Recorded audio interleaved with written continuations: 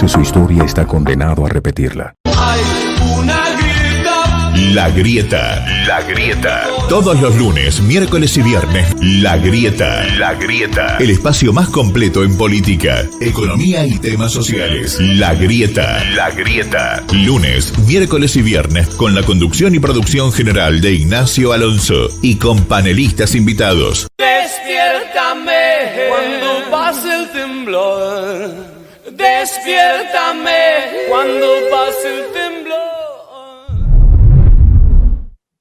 Bueno, gente, muy buenas noches. Bueno, esta es otro programa de La Grieta. Y La Grieta, ¿no? Algo que no le gusta a nuestro invitado de hoy y que seguramente nos va a hablar de esto. ¿Qué decirles de la Argentina? Este programa, yo voy a hacer un pequeño resumen nada más, porque este programa es el último de la temporada 2020.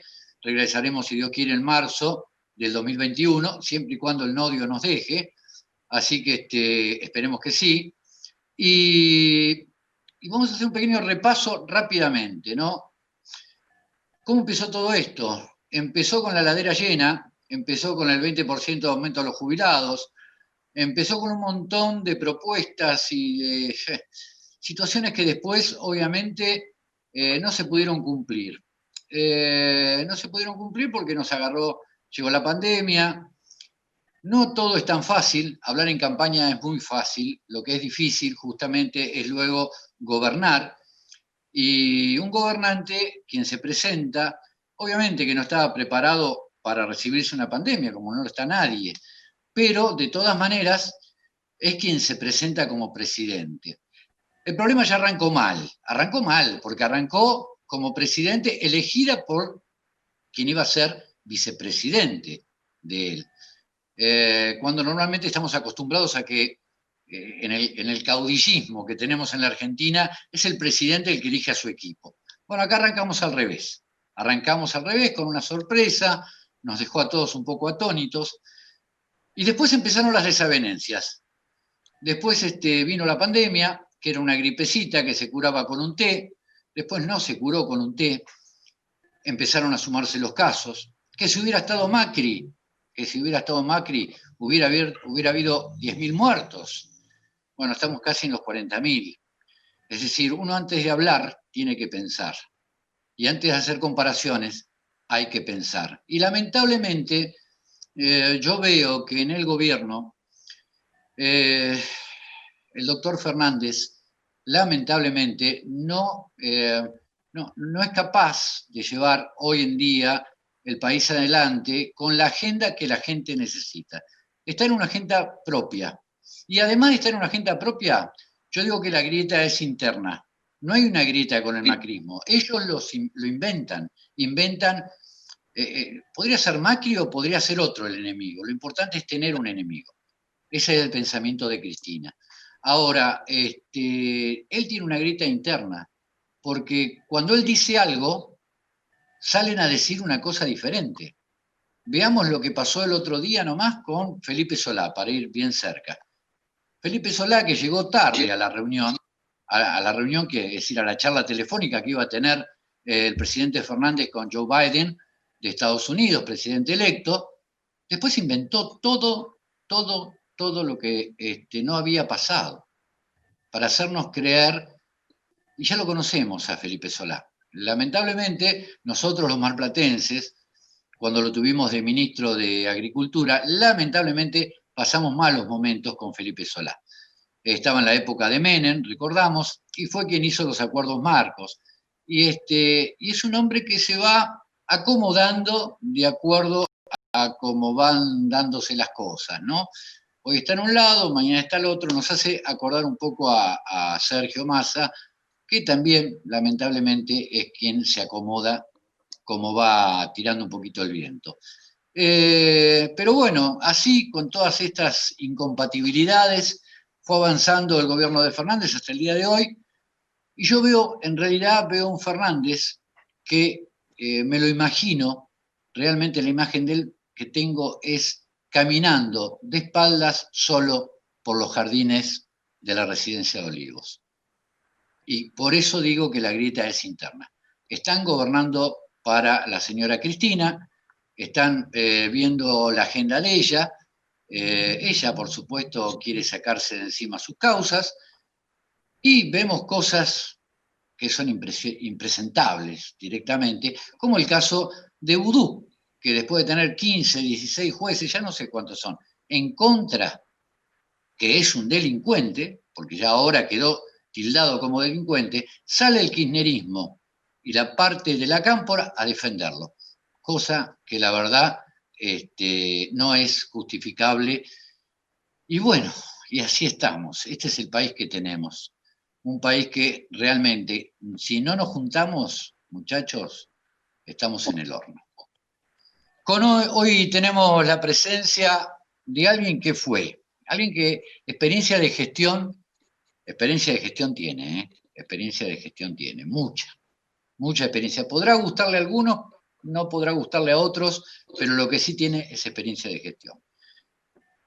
Fue intendente, fue gobernador, fue vicepresidente en la época de Menem, fue presidente en uno de los momentos más críticos de la Argentina, en el 2002, 2003.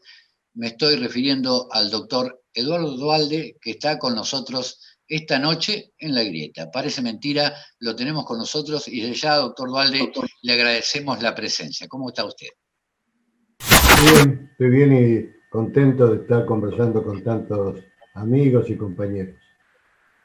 Ahí tiene un amigo suyo que es el doctor D'Ameno, ¿no? Que es un gran amigo suyo y quien está hoy también al frente un poco luchando por ese nuevo cambio que usted está buscando, esa tercera ola, esa tercera vía, donde usted ve una grieta entre el macrismo y el kirchnerismo.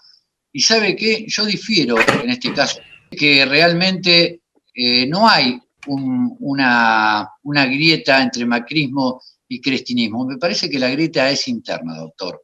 No sé qué piensa usted al respecto. Bueno, estamos en el momento de las grietas. No hay una sola grieta. No hay una sola Ahora grieta. me gustó. Pero lo decía hace un rato, no se pueden arreglar los problemas del país si primero no arreglar los problemas internos. La primera capacidad que hay que demostrar es que somos capaces de resolver los problemas internos, cosa que no es fácil. Yo quiero contarles, primero, algo que no se habla, yo lo vengo diciendo hace mucho tiempo. El presidencialismo funciona nada más que en Estados Unidos. Y en este continente, salvo los amigos bien del norte y una de las Guyanas, son todos países presidencialistas. El presidencialismo no funciona. Y funciona menos si creemos todavía que hay una historia muy vieja que tiene 200 años, que empezó diciendo que había un partido que se oponía a otro, uno ganaba, el otro lo acompañaba o no.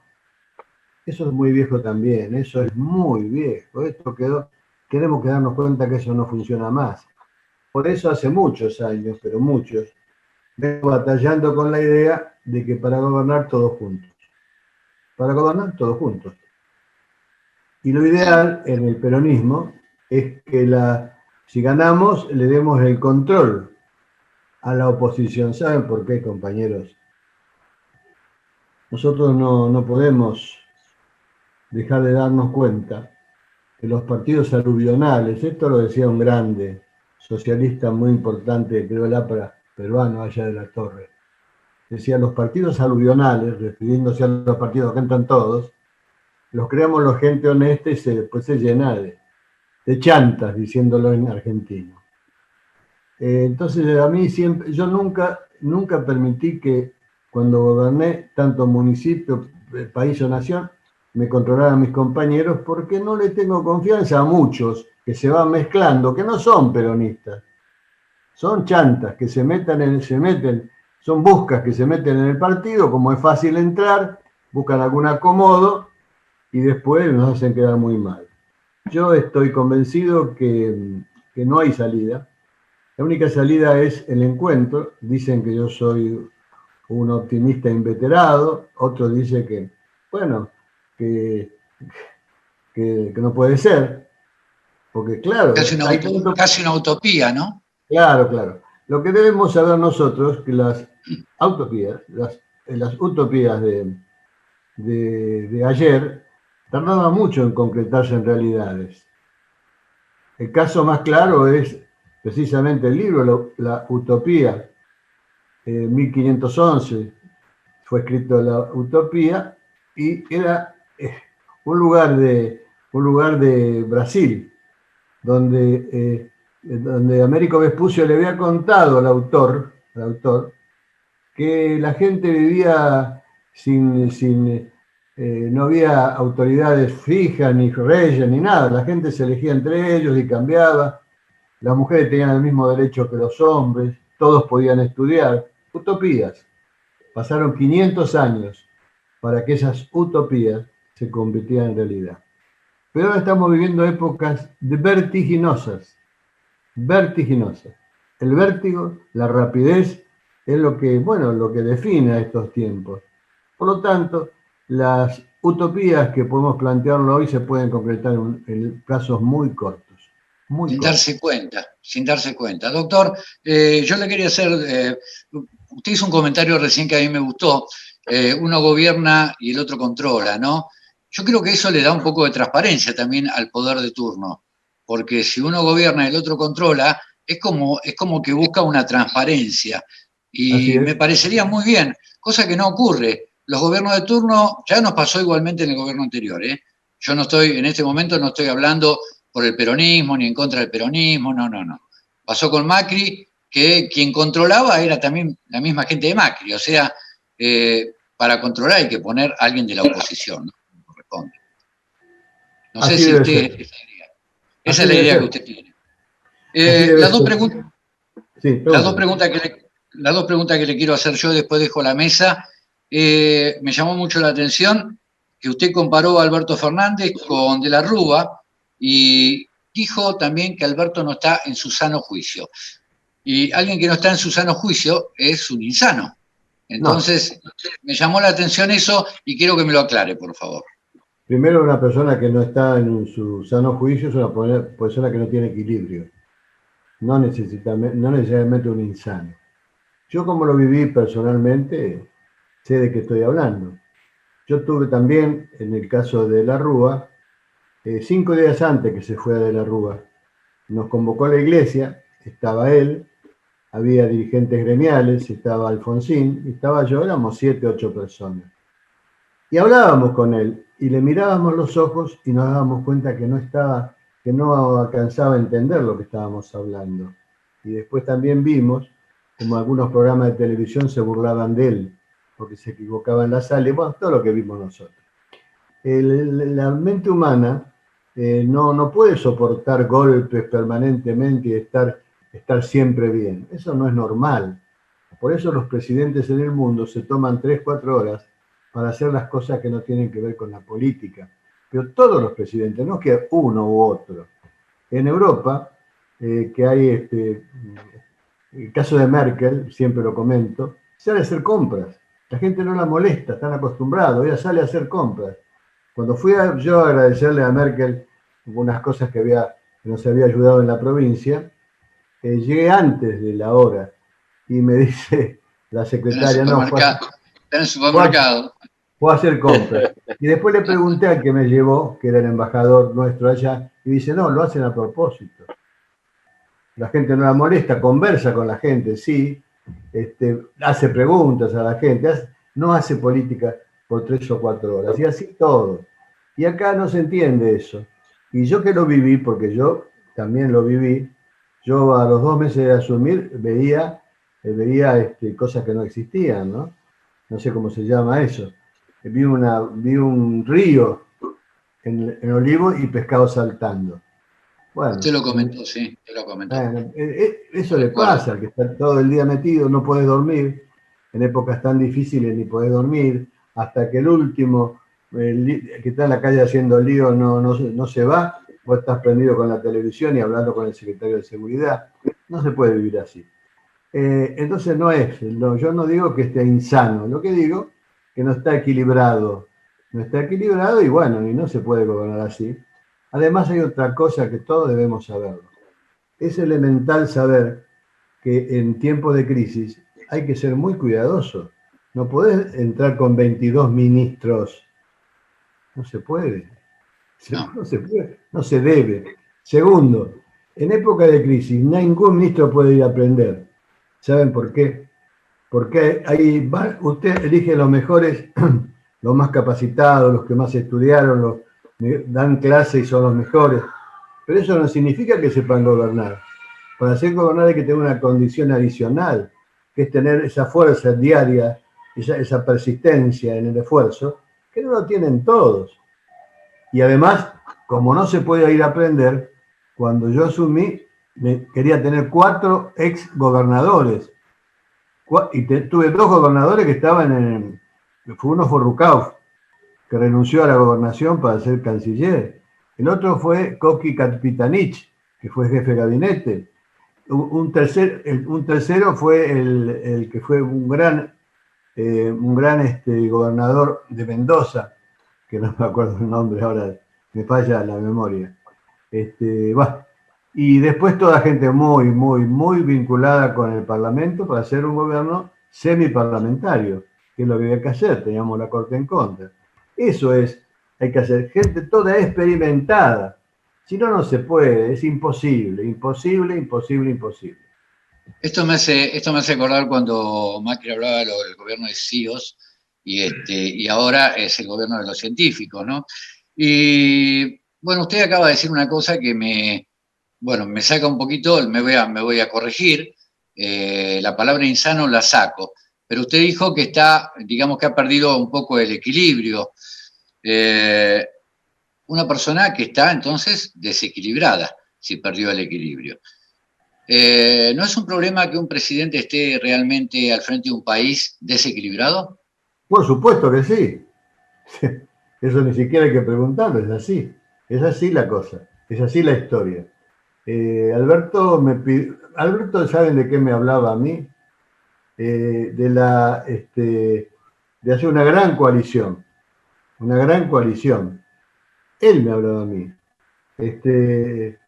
Y decía, bueno, metele, no, voy a hablar con los radicales, no, dejá que hablo yo no me peleé nunca con nadie, yo quiero el encuentro de los argentinos y jamás me he peleado con nadie.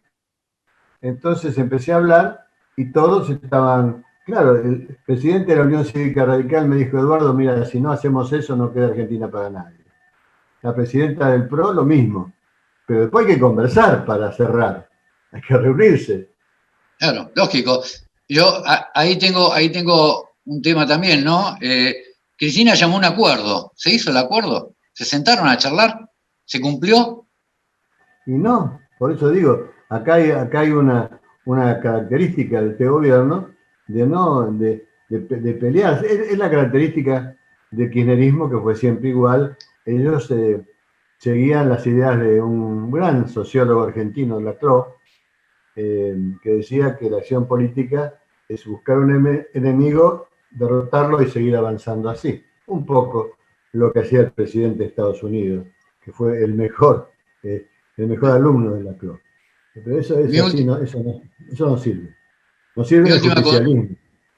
Mi última consulta es, hemos escuchado todas las reflexiones y los comentarios de su señora Hilda Chiche, si me permite.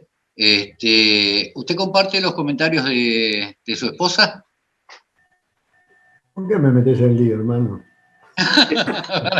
No lo quiero pelear, no se pelee con su señora. No, bueno, ella siempre ha dicho lo que opina, siempre, toda la vida. Se peleó con los intendentes de mi partido, del justicialismo, cuando querían tener ventajas sobre los que no eran justicialistas. Ella insultaba directamente junto con las manzaneras. Ella no quería que las manzaneras hicieran política. Le mandaba una carta cuando había elecciones diciéndole que si querían actuar en política, que pedían licencia.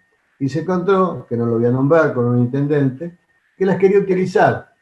Bueno, se reunió con eran 80 manzaneras y el intendente, y le dijo lo mismo que dijo ayer.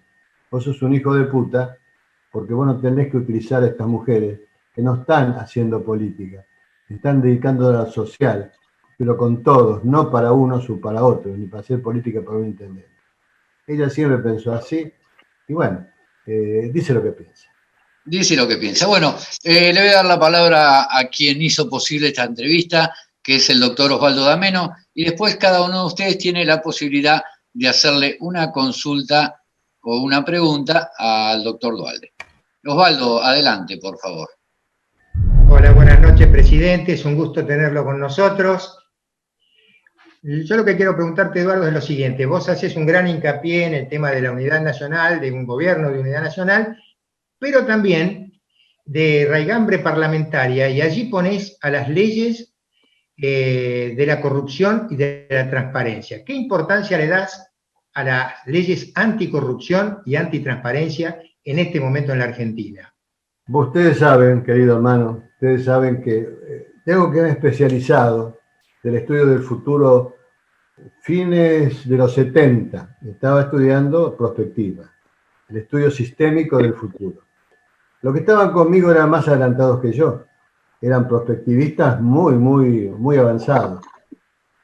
Caímos en cuenta, en el 82, que se venían lo que llamamos los dos jinetes del apocalipsis. Dos cosas tremendas, las dos muy viejas. Las dos están en la Biblia, pero que se venían en forma masiva. ¿Cuáles eran? El tema de la droga y el tema de la corrupción, 1982. A partir del 87 llegué a las esferas nacionales y me dediqué a eso. Apenas llego, con un grupo de juristas muy importante, presentamos un proyecto, digamos, de moralización de actividades del Estado. El radicalismo que gobernaba se enojaron un poco. Pugliese, que era mi superior, yo era vicepresidente de diputados y Pugliese era el presidente. Le digo, lee viejo Carcamán, pues nos tratábamos así. Teníamos un trato muy afable con él. Lee los considerandos. ¿Qué decía yo? Que si no hacíamos eso ahora, en pocos años el Estado se convirtió en un ámbito de ilícito. Ni 5 de bola. Ni 5 de bola. 2 años después fui vicepresidente de la República. Y armamos la comisión que se llamó de recuperación ética de la sociedad y del Estado. Porque en la sociedad tiene que ver también una sociedad no acostumbrada a aceptar y cumplir las leyes, aunque sean leyes. Entonces, abordábamos todo. Esa comisión fue, en mi criterio, la de mayor nivel que se armó en la Argentina. Ricardo Levene hijo, presidente de la Corte, un gran presidente de la Corte, estaba en la comisión, yo la presidía. Estaba Favaloro, que no presentó ningún proyecto, pero no faltaba nunca. El civilista Borda, que fue uno de los más reconocidos. El ministro, el economista más importante que tuvo la Argentina en el siglo pasado. Yo no sabía que era más importante. Falleció hace 3 años, 4, y en todos los diarios salió que todavía los estudios de este hombre se siguen analizando en Europa y a nivel internacional. Éramos 11 en total, y realmente estaba, de los jóvenes, de los que sobrevivimos, está Belis, por ejemplo, que también estaba. Terminamos con 11 leyes. Ni una me votaron, ni una. Pero sí lo que logré, 2 años antes, crear las comisiones de lucha contra la droga y de prevención de las adicciones, en otro tema, ¿no? Y cuando fui vicepresidente, creé el Cedronar. Fracasé en una, pero creamos el Cedronar. 2 años después ya no era vicepresidente, era gobernador de la provincia. Y escribí un compromiso ético, siempre lo mismo, un compromiso ético de 10 puntos. El primero, eliminar la corrupción estructural, y después lo que había que hacer en materia de cárceles, de hospitales, de escuelas, todo. Se lo mostré a Alfonsín y le digo, ¿qué le parece, Alfonsín? Y me dice, me parece bien. ¿Sabe para qué lo hice? Para invitarlo a gobernar juntos. ¿Y cómo es eso? Muy sencillo. Yo administro los fondos con mis ministros, los fondos que están en el presupuesto, y ustedes controlan. ¿Controlan qué? Me dice. Todo. ¿Cómo todo? Sí, todo. Todos los organismos de control creados o a crearse lo van a designar ustedes, y si ustedes creen que en la tercera fuerza hay gente capacitada, también. Bueno, hicimos el primer la primera gran coalición en la Argentina. Gobernamos 8 años. ¿Saben cuántos diputados tenía la provincia en la misma línea? 68/70. ¿Saben lo que significa eso? No salió una ley en la Argentina y la provincia de Buenos Aires no la apoyaba. Y gobernamos, ya digo, 8 años, y sin ningún problema. Un caso de corrupción tuvimos en ese tiempo, y en el caso mío, tengo autoridad moral, esto queda un poco medio soberbio, pero es la verdad. ¿Saben por qué? Porque estuve 40 años en política y nunca tuve ni siquiera un solo juicio, ni civil, ni comercial, ni penal. Yo nunca he tenido un solo juicio. Nunca, nunca, nunca de nunca. Entonces, bueno, esa es yo estoy convencido, absolutamente convencido, que podemos llegar a acuerdos, porque llega un momento en la historia de un país que cuando la anarquía sigue avanzando, cuando uno ve la televisión y sangre, sangre, sangre, sangre, sangre, bueno, llega un momento que o nos ponemos de acuerdo o no vamos a gobernar. La democracia se termina, se termina. Yo lo dije hace 2 meses y medio y se me vinieron al cuello. Que dije que había problemas, que podía haber problemas con el ejército. El día 13 de este mes, hace pocos días, el día 13 de este mes, se reúnen los jubilados del ejército, gendarmería y policía, y lo mismo que dije yo, lo dijo el ministro de Defensa.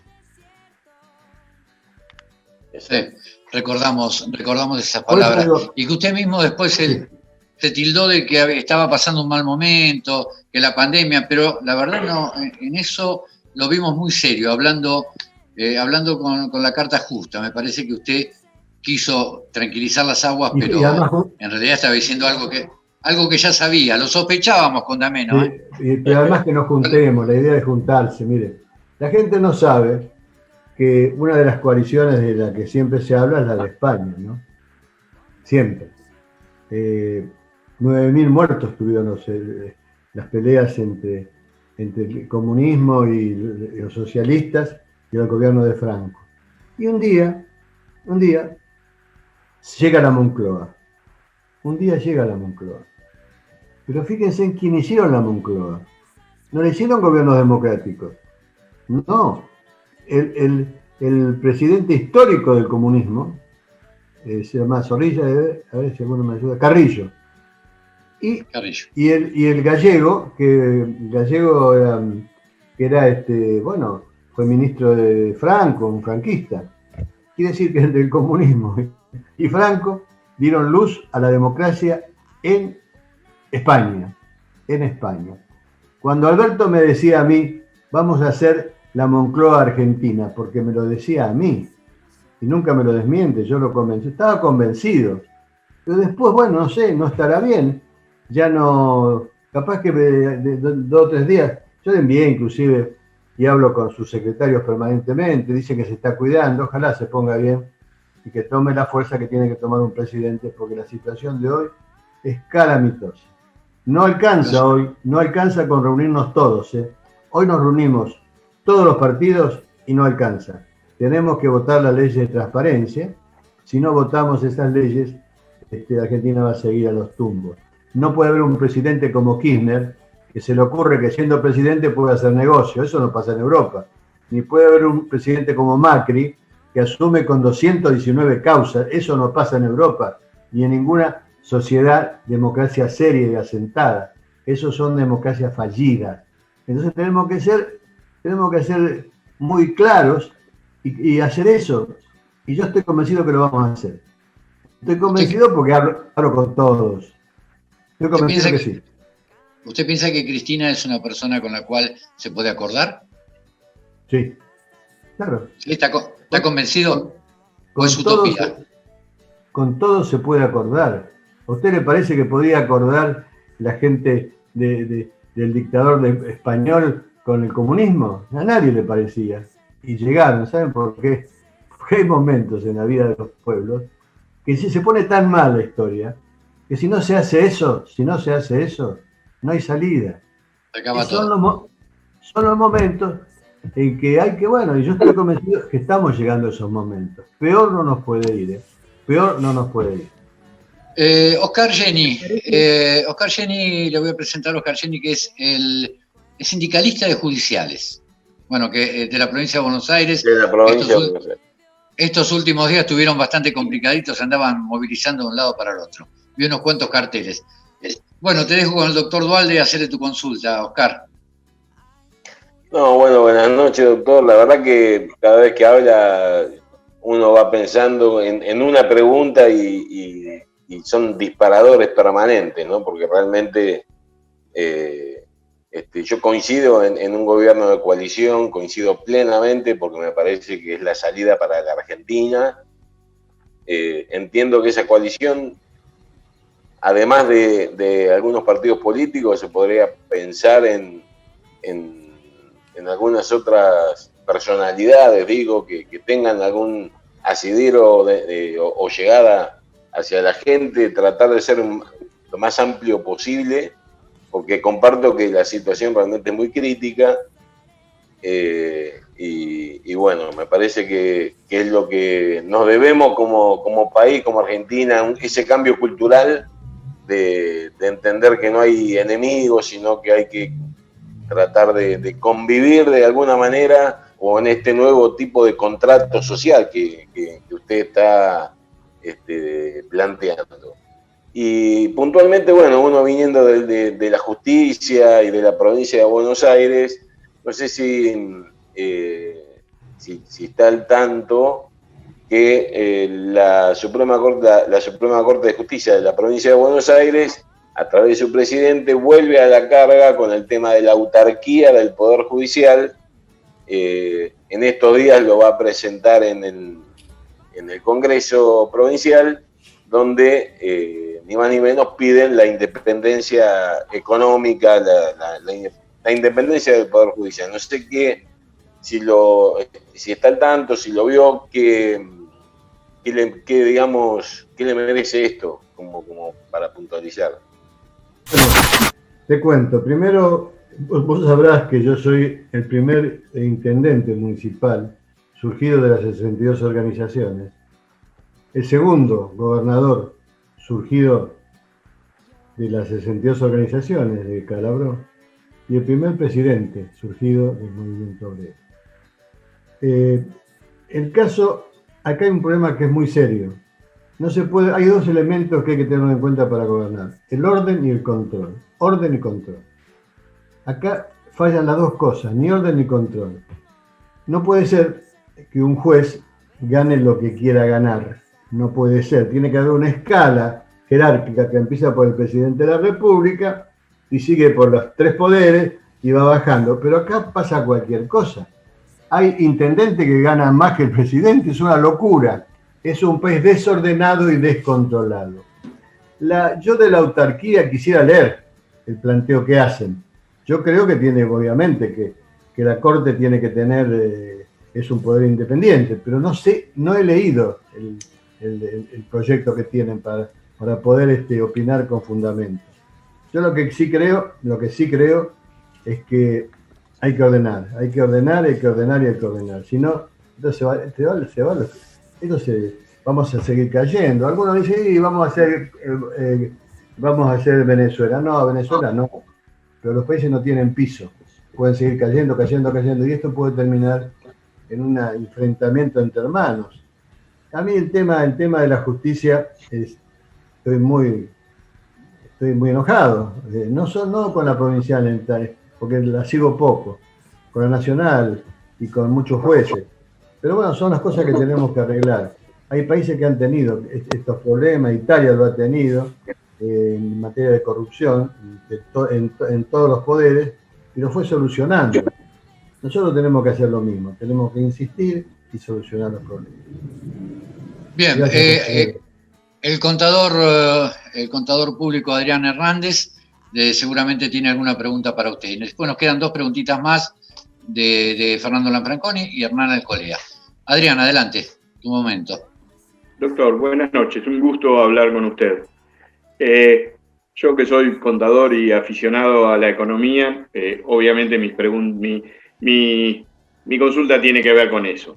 Primero, si mal no recuerdo, el ministro que usted no se acordaba el apellido era Rodolfo Gabrielli, que fue... Gabrielli, sí. Que fue gobernador de Mendoza y que era también economista. Sí. Y fue ministro, creo, del Interior. ¿Puede ser? Sí, ministro del Interior. Así es. Bien. Y lo otro tiene que ver con una persona que usted en los primeros momentos de su presidencia, y que fue Jorge Remes Lenikov. Nos contó hace un ratito cómo fue, digamos, la previa a cuando usted asumió en el difícil y turbulento momento en que le tocó ser presidente de la Nación. Remes Lenikov indudablemente le tocó, desde el punto de vista económico, la peor parte y la más difícil. El terminar con la ley de convertibilidad y todo eso fue un paso muy traumático, muy complejo. ¿Cómo lo convenció? Porque realmente yo creo que fue una persona dentro de su gobierno que fue muy castigada por la opinión pública, por ese 76% que usted decía que quería seguir con la convertibilidad, y que fue poco, lo castigaron en demasía, le tocó la parte más dura, y nadie lo recuerda, ni creo que no ha habido un revisionismo de su trabajo en lo que le tocó a él, pobre, que fue lo peor. Todos se acuerdan de La Baña, que yo no digo que tuviera un mal desempeño, pero indudablemente el desempeño de Remes Lenikov, cuando la tormenta era muy áspera, creo que fue una parte muy difícil y está como olvidado. ¿No le parece eso a usted o difiere de mi posición? Le voy a contar la historia, porque es una historia cortita, pero se la voy a contar. Yo no soy un apresurado cuando tomo decisiones. Yo en el año 97 ya estaba convencido que había salido de la convertibilidad.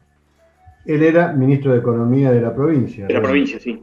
Le digo, mira, elegí a alguien que te reemplace vos, uno tuyo, y quiero que tomes 2 años con una misión. Quiero saber cómo se sale de la convertibilidad. Andá de diputado y la única misión que te pido es que me estudies cómo salimos de la convertibilidad. Yo ya estaba convencido que había que salir del 96. Entonces, nada fue una cosa que se nos ocurrió de golpe. En el camino, entre el 2002, que me tocó a mí, pasaron varias cosas. Una vez que Alfonsín se convenció también, a fines del 2000, se convenció que había que salir de la convertibilidad. Se convenció. El Día de los Santos Inocentes, el 28 de diciembre, nos reunimos con empresarios del campo, de la ciudad, de la industria, del comercio, y cuando termina la reunión me dice, Eduardo, esto va de mal en peor. Y que vengo diciendo de hace 3 años, don Raúl, y tenemos que hacer algo. Bueno, ese algo fue crear el Movimiento Productivo Argentino. Movimiento Productivo Argentino.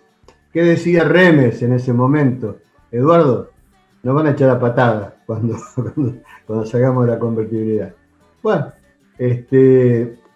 ¿para qué la hicimos? Para convencer a De la Rúa que había una salida distinta, que estaba comprometido y empeñado. 10 años de la famosa economía que había puesto Caballo, de la convertibilidad. Ya estábamos todos convencidos entonces, había que salir. Y sabíamos que era mejor que hiciera De la Rúa. De la Rúa no quiso saber nada, no estaba bien y se fue. Muy bien, me toca a mí gobernar. Como antes conté, el 97% me apoyaba políticamente. La Corte estaba en contra, y Remes seguía diciéndome que nos iban a echar. Le digo, nos vamos, le digo. Si nos echan, nos vamos, le digo, Jorge. Si nos echan, nos vamos. Muy bien, tomamos la decisión y como bien decís vos, cargaron sobre él la gente, sobre él y sobre otro, que fue el primer ministro de la producción que tuvo la nación, de Mendiguren. Eran los que más atacaban. los diarios los atacaban a ellos, precisamente a ellos dos. Llegó un momento, en marzo, que yo me di cuenta que nos teníamos que ir. Uno se da cuenta, yo tengo mucha experiencia en gobierno. Ya nos echaban. Entonces le digo, Jorge, elegí dónde querés ir, pero tengo que sacarte a vos y a de Mendiguren de escena porque ya nos están por voltear. Él se fue a ser embajador en la Unión Europea y el vasco de Mendiguren se quedó, no, me voy pero no hago nada, vuelvo a mi trabajo, me dijo. Es decir, claro que se sacrificó y claro que nos tuvieron por echar, pero el triunfo hoy se lo reconoce. Mirá, yo te digo porque muchos medios, mucha gente sabe lo que decís vos. Y Jorge es una persona muy rescatable, muy seria, que todavía sigue trabajando, dando clases y permanentemente en Zoom, con economistas y con gente explicando. Es un hombre muy capaz. Le tocó el momento más difícil, nos tocó a todos el momento más difícil. Sacrificado fue él y de Mendiguren, porque si no nos echábamos. Y después vino lo de Roberto Labaña, que tenía la ventaja de que había sido ministro de Industria de Alfonsín. Claro. Era un hombre que entendía de producción. Y generalmente los contadores y los economistas no estudian productividad, Recién ahora vamos a crear la primera cátedra de productividad. Eso es la historia, vos tenés razón, pero mucha gente lo reconoce hoy, mucha gente lo reconoce. Pero bueno. Yo creo que hasta el fallecido Kirchner también debería haberlo reconocido porque muchos de los laureles se los llevó Labaña cuando el trabajo, vamos a ponerlo entre comillas, sucio, lo tuvo que hacer Remes-Lenikov, poner la cara y después ya cuando asumieron el nuevo gobierno, ya estaban casi con un 400% de devaluación, lo cual les ayudó muchísimo. Lo digo desde Mar del Plata, como ciudadano de Mar del Plata, que en su momento no había un camión transportando pescado en Mar del Plata y de un día para el otro había cientos de camiones porque las empresas habían decidido abrir porque había un 400% de devaluación. Fernando Lanfranconi desde Tigre, tu pregunta para el doctor Duhalde. Ya vamos terminando, nos queda el colega. Fernando, tenés que desmutearte, Fernando. Estás muteado. Desmuteate. Ahí está. Doctor, mucho gusto. Si bien vivo en Tigre, soy marplatense y ahora estoy en Mar del Plata, en la ciudad de Mar del Plata, en la ciudad feliz. Es un placer escucharlo porque después de todas estas cositas que pasaron, que hicieron algún comentario de su lucidez y demás, y se lo escucha a pleno y me gusta. Yo no soy peronista, pero me gusta escucharlo porque tiene coherencia en todo lo que está diciendo. Yo tengo, más que preguntas, le quería hacer, a mí me parece que lamentablemente este país es muy difícil de llevar adelante y creo que quizás es un defecto mío o de educación y demás, pero yo creo que acá con personas con sindicalistas como Baradel y como gente nociva así, veo que es muy difícil llevar adelante una reconstrucción, una salida, ¿no? Porque ahora lo estamos viendo con la pandemia, ¿no? Que en todos los países, si bien hubo rebrote en Europa, pero no al colegio, o sea, y el gobierno nacional tirándose contra el gobierno de la ciudad de Buenos Aires y demás. Entonces, le hago ese comentario y me gustaría que me diga una apreciación suya en la medida que pueda de lo que piensa de esta idea mía que por ahí tiene algún sesgo de mi familia, de mi historia familiar, de que nunca digamos, festejé con el peronismo, ¿no? Bueno, en realidad yo veo críticas permanentes, veo la televisión, veo muchos periodistas que están en contra del justicialismo y muchas veces le doy la razón. La razón no tiene color político. Si usted me dice que Baradel se mueve mal, yo tengo que decirle que sí, que no me interesa que sea justicialista o sea de otro partido político. No funciona. Pero el tema que yo llevo adentro, yo soy de una familia muy especial. Mi padre era socialista, que votaba a Perón hasta que le obligaron a poner el luto, le pretendieron obligar a un vasco a ponerle el luto. Te podés imaginar que no se lo puso nunca y lo defendió los gremios. Y de una fanática radical, mi mamá. Yo vengo de un hogar de esas características. Ingresé porque, no es muy largo contarlo, pero a mí me defendieron en mi primer trabajo, trabajé muy joven, el gremialismo, me querían echar, pero me defendieron y ahí quedé enganchado en el gremialismo argentino, siendo muy joven, 17 años, y entré al justicialismo. Pero todas estas cosas que están pasando y que vos criticás, no sos vos solo lo que la criticás. Hay un porcentaje altísimo de la sociedad que critica esas cosas. El tema es cómo pero el verdadero tema es, ¿se puede salir de esta crisis? ¿Qué es lo que importa? Claro. Mirá, a mí me importa 3 pelotas que lo metan preso a Macri o que la metan preso a Cristina. A mí no me interesa, porque no es el problema de Argentina. El problema de Argentina no es el pasado, porque el pasado no se puede modificar. El pasado es inmodificable, ¿no es cierto? No se puede modificar. Si no se puede modificar, ¿quién tiene que ocuparse del pasado? Los periodistas, porque la gente le gusta hablar del pasado. Los periodistas, todos los actores, la gente que va a los canales, menos los que son elegidos para gobernar. ¿Sabés por qué?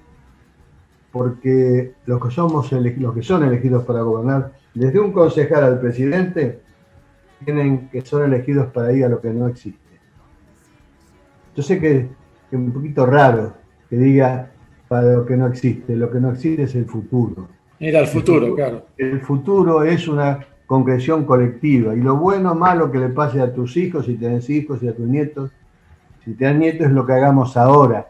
Por eso, los políticos, que yo no me llevo muy bien en general con los políticos, ya en el año 2000 dije que era parte de una dirigencia de mierda, te puedes imaginar, 2000, todavía los grandes casos de corrupción no estaban en la política, que la gente decíamos que éramos ladrones, corruptos, y que tenía razón la gente. Año 2000 te estoy hablando. Entonces, hay que pensar en eso, hay que pensar en elegir gente que no, hay que prohibirles que hablen del pasado. Para hablar del pasado están otros. Están los historiadores, están los periodistas, te digo, están los actrices, están los jugadores de fútbol, están todos. Y los que son elegidos, yo les prohibí. Cuando asumo la presidencia, en la primera reunión le dije, muchachos, le agradezco infinitamente que vengan a un gobierno que anuncian que va a tener muy poca vida. Pero quiero decir una cosa, no tengo tarjeta amarilla. El primero que hable mal de los que se fueron, roja directa. No se gana nada peleándose con los que se fueron. Y tenemos la mala costumbre, que la vamos transmitiendo de presidente a presidente, el que asume le echa la culpa al otro. El otro le echa la culpa al otro. No, muchachos, la culpa la tenemos todos. Si de este país bendito, que está, la naturaleza es excepcional en la Argentina, excepcional en la Argentina. Si nosotros estamos como estamos, es por culpa de todos. Y tenemos que ser conscientes de eso. Y tenemos que ser conscientes también que no basta, como dije antes, reunirnos todos. Tenemos que votar las leyes anticorrupción. Las tengo terminadas en un libro que se lo dedico a Favaloro. Tengo el prólogo hecho también por Pose, el gran escritor, que se llama El Poder Moral. Ya escribí hace 15 años en un libro que se llama Humanización Omega Barbarie, un capítulo completo sobre el poder moral. Sin eso, Argentina seguirá cayendo y no se va a poder salir a la calle. Y los que están bien económicamente y que creen que van a vivir bien por eso, nadie va a vivir bien en un país que pase lo que puede pasar. Argentina está en una situación dificilísima. No puede ver la televisión. Así que, hermano, no está solo en tu pensamiento. Hay que creer un poquito en la utopía del doctor Duhalde, ¿no? Me hace acordar una cosa que dijo el doctor Duhalde. Hay dos cosas para mí que pasan siempre. El que viene le echa la culpa al anterior y el que viene se la agarra siempre con los jubilados. Bueno, vamos por último con Hernán Alcolea. que es un ex concejal de Mar del Plata, mandato cumplido. Hernán, tu momento para el doctor Duhalde, que ya después lo vamos a despedir. Muy buenas noches, señor presidente. Un gusto poder conversar con usted. Y lo voy a llevar al plano electoral en este caso, comentando algo que usted hizo hincapié con respecto a la vertiginosidad y a la velocidad en que vivimos, donde las noticias se superponen y nos llevan finalmente por delante. Y en estos días han sucedido 2 o 3 cuestiones que a mí me llaman poderosamente la atención, sobre todo porque implican un recorte en la democracia de la Argentina. Fijémonos, por ejemplo, que el gobierno argentino, frente a una cuestión en Venezuela de tipo fraudulenta, como lo está condenando la comunidad internacional, y entre ellos 18 países de América, el gobierno ha hecho silencio. Y por otro lado, en forma paralela, emprenden una ley para quitar las PASO, en definitiva, recortar la posibilidad del ciudadano de poder elegir a quienes lo representan. Sobre todo en este momento, que a partir de todos estos años que hemos hecho PASO, los partidos políticos, algunos están adormecidos, otros están intervenidos, otros están inactivos, pero en realidad tienen muy poca posibilidad de darle viabilidad de que quienes nos representan en los congresos sean elegidos y salgan realmente de la población. ¿Qué opina usted al respecto? Me interesa realmente. Bueno, estoy totalmente de acuerdo con tu análisis, absolutamente de acuerdo. Es como vos estás planteando. Pero tenemos que ver una cosa más. Los partidos argentinos son partidos viejos, ¿está de acuerdo hasta ahí? Sí. De viejos y para viejos. ¿Sabes por qué? Porque no le podés pedir a un chico de 16, 17 años que vaya con 2 fotitos a llenar 2 planillas para afiliarse a un partido. No aprendemos que en Europa hace 30 años se afilian con el teléfono, que los padrones son digitales y al ser digital es transparente absolutamente. Acá es una vergüenza lo que pasa. De los 60 y pico de partidos anotados en la provincia, estoy absolutamente seguro que por la corrupción en general, 4 o 5 cumplirán con lo que tiene que cumplir para poder mantenerse como partido. Lo demás, escribanos truchos que dicen que hubo una asamblea y no la hubo. Entonces acá no hay leyes de defensa del funcionamiento del sistema democrático. No hay leyes que hagan eso. Y además, primero el presidencialismo está desaparecido. Ya nos damos cuenta que no sirve. La única parte que funciona es en Estados Unidos. Y salvo dos países en América, en Sudamérica y en toda América, todos somos presidencialistas. No funciona el presidencialismo. No funciona el presidencialismo. Y mucho menos el presidencialismo en que se pretende gobernar porque tenés una escasa mayoría parlamentaria. Eso es una tontera, por no decir cosas más gruesas o más feas. Una tontera. Estamos rodeados de gente que se quedó en el pasado, dirigentes que se quedaron en el pasado. Se pasan discutiendo el pasado. Y vuelvo a decir una vez más, el pasado es inmodificable. Y si es inmodificable, no perdamos tiempo, muchachos. Dediquémonos al futuro. Dediquémonos al futuro. Y vos que sos joven, y todos los jóvenes tienen que empujar a eso. Dediquémonos al futuro. Le agradezco lo de joven, realmente. Muy amable por su parte. Tenés pinta, joven. Gracias. Doctor Duhalde, bueno, en principio voy a ser optimista. Voy a compartir el optimismo suyo. El año que viene voy a ver si le cambio el nombre a la grieta. Ojalá podamos cambiárselo. Ojalá. Yo estoy seguro de algo, ¿no? Argentina tiene todo para crecer. Argentina es un país que tiene todo para crecer. Argentina es un país que necesita realmente acuerdo con todos los sectores y generar políticas de Estado que nos sirvan de acá a 20 años, que nos den seguridad jurídica, porque dólares en la Argentina sobran. Están al bajo del colchón, están escondidos, están guardados. Argentina podría crecer y muchísimo, pero necesitamos confiar en la clase política. Necesitamos medidas jurídicas y medidas de seguridad, que esto funcione por 20 años para que uno pueda invertir realmente. No sé si está de acuerdo. Te felicito, la palabra es seguridad, te felicito por el programa y le agradezco también a todos los que han participado. a los compañeros gremiales y a los que no son compañeros también. Cariño muy grande, un abrazo a todos. Doctor Duhalde, ha sido un placer, un privilegio tenerlo. Un beso grande a Hilda, a Chiche, y espero que no se le enoje después de lo que le dije. Así que mándele un beso grande. Ya estuvo con nosotros en el programa, en otra oportunidad. Esta grieta sirve. Ojalá que le cambiemos el nombre. Un abrazo grande. Gracias, doctor. Gracias. Lo esperamos en Mar del Plata, Eduardo. Un gusto, Un gusto. Muy amable. Lo esperamos en la playa. Estaré. Bueno. Gracias. Bueno, gente, la verdad. Un aplauso al doctor Dameno. ¿Qué más pedir? Un fenómeno. ¿Qué más metió pedir? 2 goles, faltando un mes, metió 2 bombazos, 2-0. Jugador de toda la cancha. La verdad, tuvimos. Y eso que es tripero, que se le murió el Diego, pobre Osvaldo. Un gran jugador. Vive para siempre en la cancha de gimnasia. El doctor, hemos tenido al doctor Duhalde, fue un privilegio realmente escucharlo. Caniche, te vas para arriba, vos lo cerraste con Duhalde la temporada, Caniche, escuchá. Íbamos a cerrar, pensaba también, hoy lo invité a Guillermo Montenegro a formar parte del grupo, porque quería preguntarle sobre todo las medidas en Mar del Plata para esta temporada, porque tenía algunas consultas que por supuesto me ponen nervioso y quisiera oírlo de él. Lamentablemente no ha podido estar. Me encantaría que en algún momento, bueno, en fin, que pueda. Ya lo vamos a traer ahí. Hay que traerla. Pero ya va a ser el año que viene. Pero no puedes hacer un programa más, Caniche. Saben que le tengo miedo.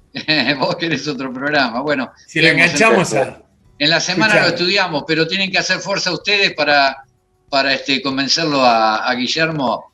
Para que hable del COVID y del protocolo, lo que me dijiste el otro día. Ya se lo dije, pero el negro Jenny tiene más confianza. Escuchame. Negro, vos que tenés la banca. Negro, no me tiré contra vos, viste que me dije Baradel, no me tiré contra vos. Más o menos. Pero bien, pero está bien.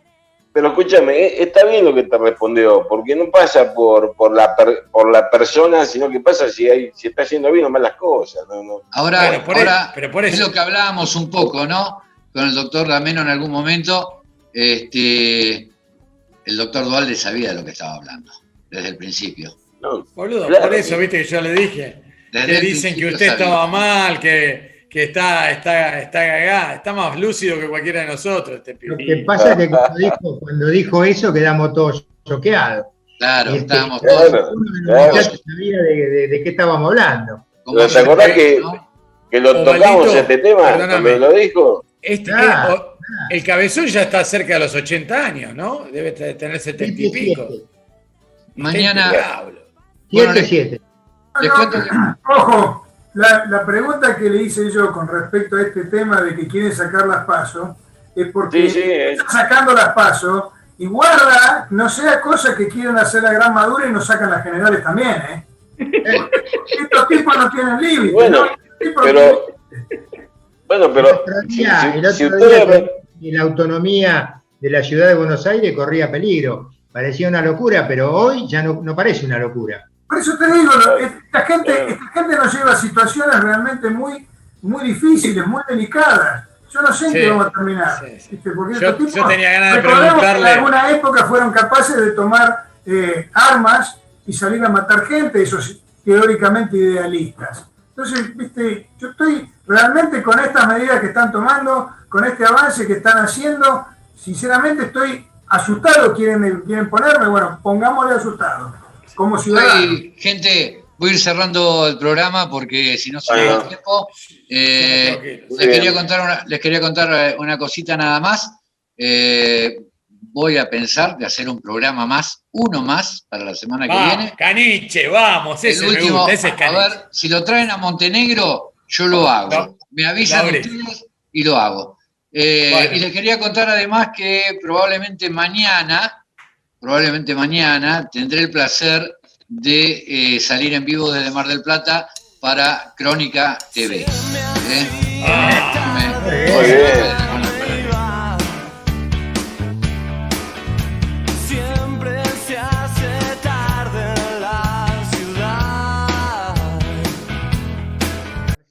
Quien no conoce su historia está condenado a repetirla. Hay una grieta. La Grieta. La Grieta. Todos los lunes, miércoles y viernes, La Grieta. La Grieta. El espacio más completo en política, economía y temas sociales. La Grieta. La Grieta. Lunes, miércoles y viernes, con la conducción y producción general de Ignacio Alonso y con panelistas invitados. Despiértame cuando pase el temblor. Despiértame cuando pase el temblor.